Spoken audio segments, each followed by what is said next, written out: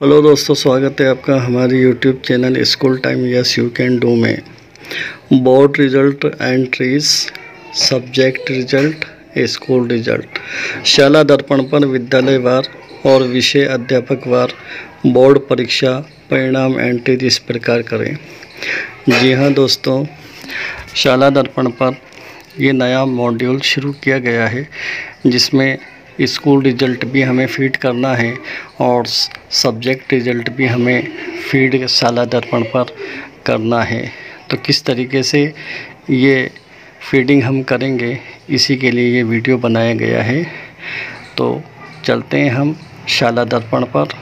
शाला दर्पण पर हम अपना school ID, password, captcha insert करते हैं और शाला दर्पण पर लॉगिन हो जाते हैं। जैसे ही हम शाला दर्पण पर लॉगिन होते हैं, होम पेज पर पहुंचते हैं। यहाँ होम पेज पर ही पॉपअप दिए हुए हैं, बोर्ड रिजल्ट एंट्री, ये सब्जेक्ट, और नीचे है बोर्ड रिजल्ट एंट्री स्कूल। दोनों पॉपअप यहाँ पर दिए हुए हैं, सब्जेक्ट वाइज भी है और स्कूल वाइज भी है। मैं सब्जेक्ट वाइज को ओपन करता हूँ डायरेक्टली। पेज ओपन हो गया सब्जेक्ट वार, जिसमें विषय अध्यापक की एंट्री के साथ उसका रिज़ल्ट हमें फीड करना होगा। अगर हम इसको ऐप के माध्यम से ना जा कर के होम पेज के माध्यम से जाते हैं तो रिज़ल्ट टैब को हमें ओपन करना पड़ेगा। यहाँ पर पे नया फीचर्स इसमें दिया हुआ है, स्टाफ रिज़ल्ट। स्टाफ रिज़ल्ट को जैसे ही हम क्लिक करते हैं तो हमारे पास दो ऑप्शन खुलते हैं, स्कूल रिज़ल्ट और टीचर रिज़ल्ट। तो टीचर्स रिज़ल्ट को हम ओपन कर लेते हैं तो यहाँ पर प्रत्येक विषय अध्यापक का हमें रिज़ल्ट फीड करना होगा। बोर्ड का रिज़ल्ट, 10th का रिज़ल्ट और 12th का रिज़ल्ट, दोनों रिज़ल्ट फीड करने हैं। यहाँ पे कुछ निर्देश दिए हुए हैं, उनको कृपया ध्यानपूर्वक पढ़ें। तो इसको हम देखते हैं। बोर्ड परीक्षा परिणाम भरने से पूर्व कृपया निदेशालय द्वारा जारी दिनांक 18/4/2016 के परिपत्र का अवलोकन करें। यहाँ पर प्रपत्र दिया हुआ है। एक ही कक्षा में एक विषय के आंशिक रूप से एक से अधिक विषय अध्यापकों ने अध्ययन करवाया हो तो परीक्षा परिणाम सभी विषय अध्यापकों का निर्धारित किया जाएगा। एक ही कक्षा में एक ही विषय को अलग समय अवधि के लिए एक से अधिक अध्यापकों ने पढ़ाया हो तो अधिकतम समय अध्यापन कराने वाले अध्यापक का परीक्षा परिणाम निर्धारित होगा। परीक्षा परिणाम में केवल मुख्य परीक्षा के परिणाम को ही शामिल करें, पूरक परीक्षा का परिणाम इसमें शामिल नहीं होगा। नीचे टीचर टाइप है, टीचर नेम है, सेलेक्ट क्लास है, सेलेक्ट सब्जेक्ट है, टोटल अपेयर स्टूडेंट्स है, first division, second division, third division. इसी तरीके से total pass student, pass percentage, main exam की वर्तमान स्थिति, ये हमें यहाँ फीडिंग करनी है। ये कुछ मैंने फीड किया हुआ है, मैं आपको नया फीडिंग करते हुए बताता हूँ जैसे हमें फीडिंग करनी है। यहाँ टैब के अंदर कार्यरत और कार्यमुक्त, तो यहाँ कार्यरत जो वर्तमान में कार्यरत है, अगर कार्यमुक्त हो चुके हैं या ट्रांसफ़र हो गया या फिर सेवानिवृत्त हो गए तो उनको यहाँ पर चुनना होगा। तो जैसे ही हम कार्यरत को चुनते हैं तो वर्तमान में जो हमारे शाला दर्पण पर कार्यरत अध्यापक हैं उनके नाम हमारे सामने प्रदर्शित होंगे। हम सब्जेक्ट टीचर का नाम को सेलेक्ट करते जाएंगे। अगला ऑप्शन क्लास है, क्लास को हमें सेलेक्ट करना है, 10th क्लास या 12th क्लास। तो यहाँ मैं 12th क्लास का रिज़ल्ट पढ़ रहा हूँ तो मैंने 12th को सेलेक्ट किया। यहाँ पे 12th के सब्जेक्ट टीचर के अनुसार हमें सब्जेक्ट चूज करना है। यहाँ पे टोटल स्टूडेंट हमें फीड करना है।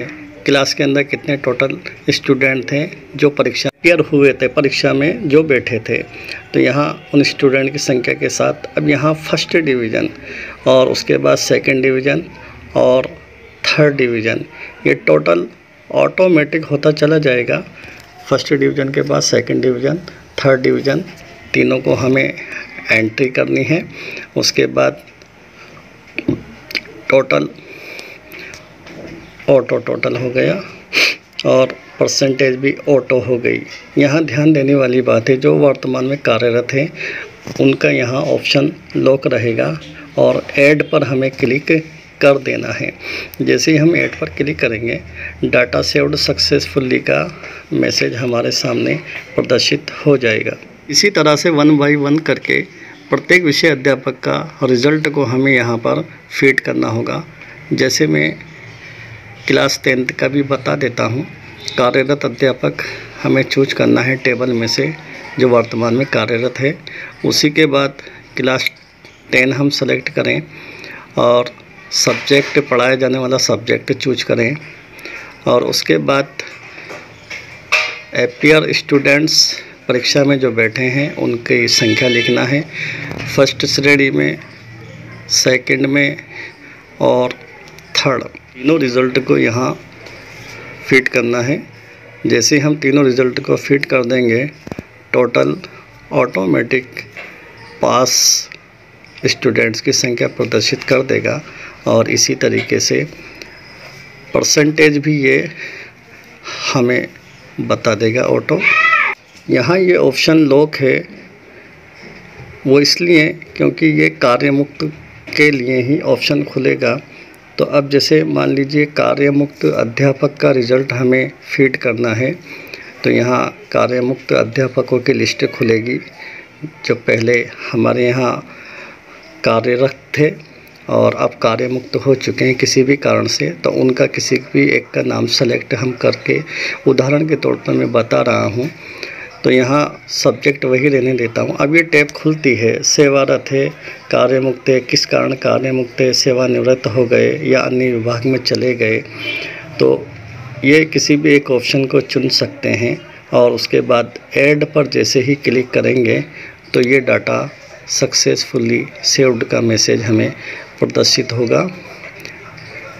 ये ऐड पर मैं क्लिक करता हूँ और ये डाटा सेव्ड अपडेट सक्सेसफुली।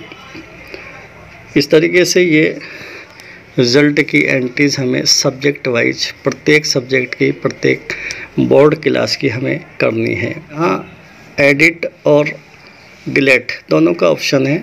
मैं एडिट करके बताता हूँ। Are you sure you want to edit this record, तो ओके पर क्लिक करते हैं तो फिर ये एडिट टैब ओपन हो जाती है। अगर कहीं कोई गलती हो जाए तो उसको हम सुधार कर सकते हैं एडिट करने के बाद। और यहाँ पे प्रत्येक चीज़ को जैसे मान लीजिए सुधार किया गया, तो उसके बाद अपडेट के ऑप्शन पर हम क्लिक करेंगे और ये डाटा अपडेट सक्सेसफुली का मैसेज शो हो जाएगा। इस तरीके से एक सब्जेक्ट टीचर की result entry, board exam 10th 12th की एंट्री हमें यहाँ पर करना होगा।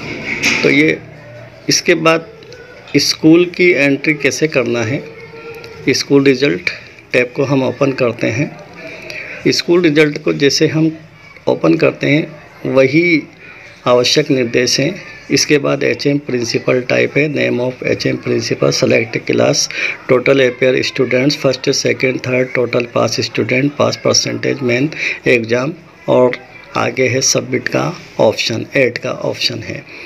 यहाँ पर पहली टैब को हम खोलते हैं तो कार्यरत और कार्यमुक्त। प्रदान कार्यरत है वर्तमान में, तो कार्यरत को चूज करना है।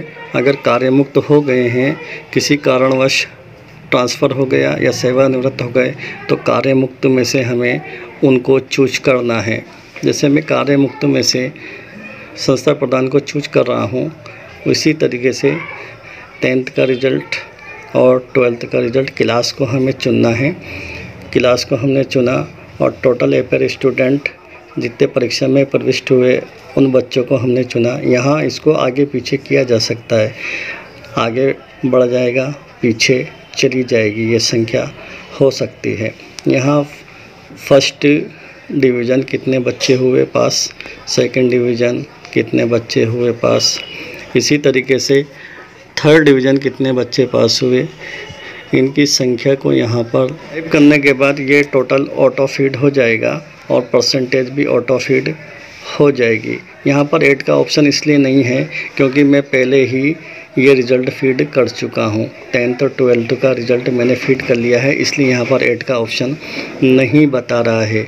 लेकिन आप पहली बार इसको रीडिंग करेंगे तो आपके यहाँ पर ऐड का ऑप्शन आएगा और जैसे ही ऐड पर क्लिक करेंगे डाटा सेव्ड सक्सेसफुली का मैसेज प्रदर्शित होगा। यहाँ एडिट का ऑप्शन है, मैं एडिट करके दिखा रहा हूँ।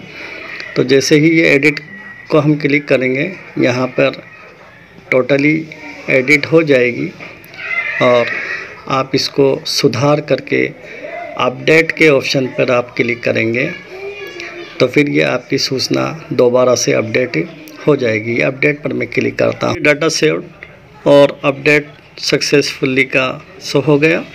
हम इसे क्लोज करते हैं। एंट्री कंप्लीट हो जाए, पूरी तरीके से चेक कर लें सभी एंट्रीज़ को और उसके बाद यहाँ पर नीचे की तरफ लॉक का ऑप्शन है।